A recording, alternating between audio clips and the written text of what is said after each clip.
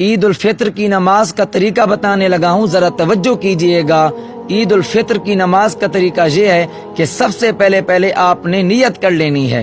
نیت کے الفاظ یہ ہیں کہ نیت کرتا ہوں میں 2 رکعت نماز واجب عید الفطر، منہ میرا خانہ کعبہ شریف کی طرف، پیچھے اس امام کے اللہ اکبر۔ آپ نے اللہ اکبر کہہ کر اپنے ہاتھوں کو باندھ لینا ہے۔ آپ نے ثنا پڑھ لینی ہے۔ ثنا پڑھنے کے بعد 2 زائد تکبیریں ہوں گی، وہ ایسی ہوں گی کہ اللہ اکبر کہہ کر ہاتھوں کو چھوڑ دیں گے، پھر اللہ اکبر کہہ کر ہاتھوں کو چھوڑ دیں گے، پھر اللہ اکبر کہہ کر تیسری مرتبہ ہاتھوں کو باندھ لیں گے۔